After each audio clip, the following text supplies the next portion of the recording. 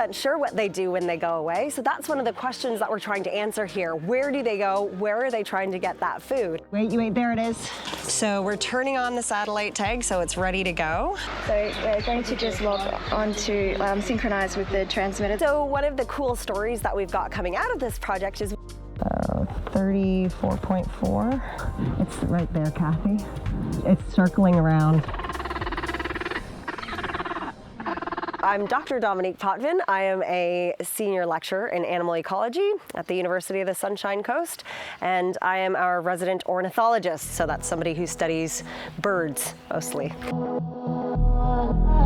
Seabirds are incredible. They can sleep on the wing. They don't actually have to come to land to sleep. They can float on the water if they're a little bit tired, but they are so energy efficient. Their wings are built to soar.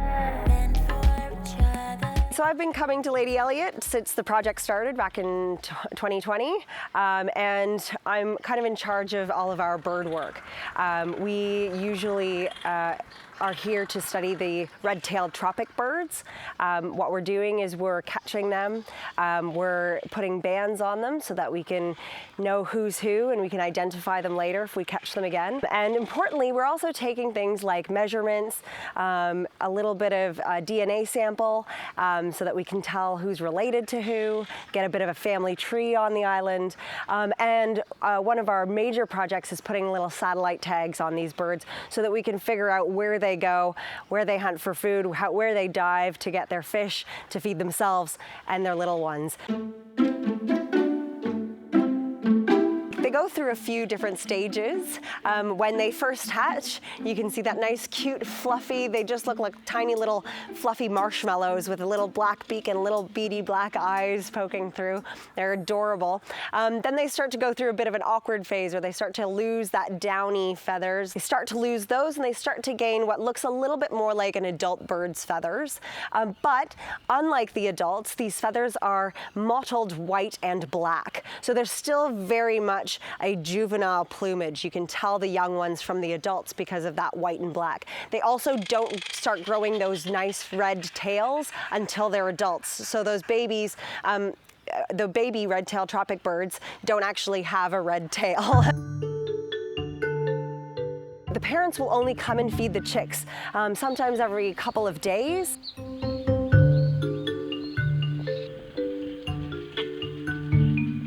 So it can be quite a waiting game for us to just keep an eye on the nests. We actually have cameras on the nest that we can check every once in a while to see if somebody's been and gone.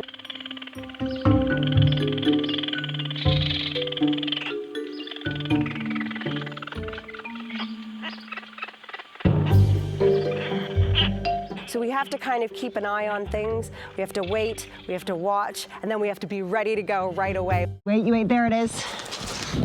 It's just circling.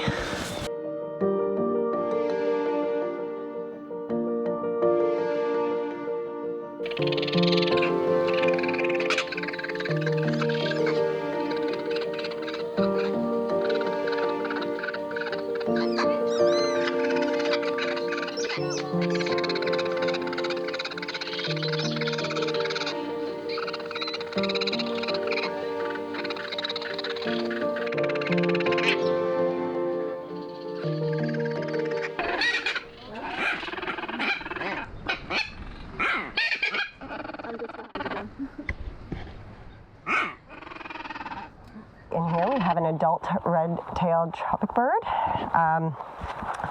We've just caught it after it's given its young one a feed, regurgitated some fish or squid. So it's in its comfy little bag right now. We're going to check to see if it's got a tag on it already, and if we've tagged it before, maybe this year or last year. And then once we identify that, we can either tag it if it hasn't been tagged before, or we can write down who it is, take a few measurements, and then we can pop a satellite tag on it so we can follow it when it goes out to sea. So it's white banded 200 21207. Yep. So one of the cool stories that we've got coming out of this project is we actually, the first year that we started this project, we caught a bird and we were surprised to find that it already had a metal band on it. We hadn't put that band on. So we went into the system to find out that that bird had actually been banded here on the island at that exact nest that it was nesting at as a chick. And it was banded back in 1997. So quite an old bird. It was in its 20s, and it's actually now holds the record for the oldest tropic bird known, at least, actually, I think in the world, but at least in Australia. So we're just gonna measure its wing. Yeah.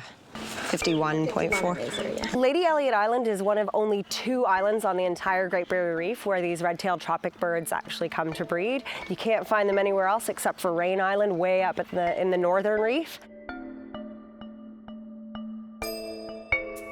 We're turning on the satellite tag so it's ready to go.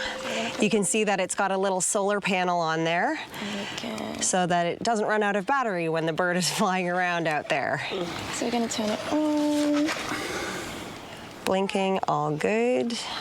This is the super strong tape that's going to hold the satellite tag in place. I'll just get a few pieces ready. All right, so there's the neck. We want it right in between the scapula. Yeah, first try.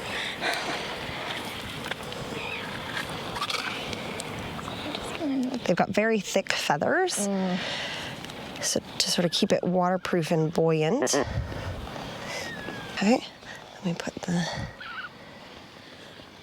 One thing we're hoping to find by satellite tracking them, figuring out where they're fishing, is we're trying to figure out where in the southern Great Barrier Reef is the most food rich. Where is this food coming from bottom to top? So these birds are fishing for squid and fish and other marine animals, vertebrates mostly. But of course, those fish need to be eating something as well. And how does this all fit together? Where are the nutrients coming from to actually feed these fish? How is this system all integrated? And so these birds are just part of this system, and we're trying to figure out, you know, how does this relate to the currents that are in the area? And how much capacity does this area have to support more bird life if this is necessary?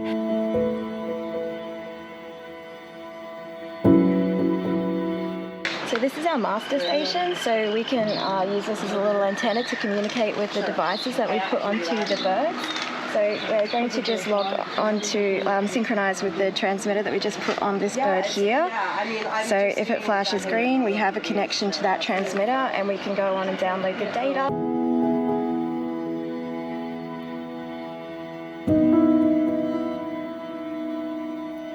So understanding why these birds have chosen this island and where they go to actually get their food around this island will help us understand how this island system works as a whole in terms of not just the birds and the fish, but also the plankton, the nutrients, the algae, and everything that is a part of this amazing southern Great Barrier Reef.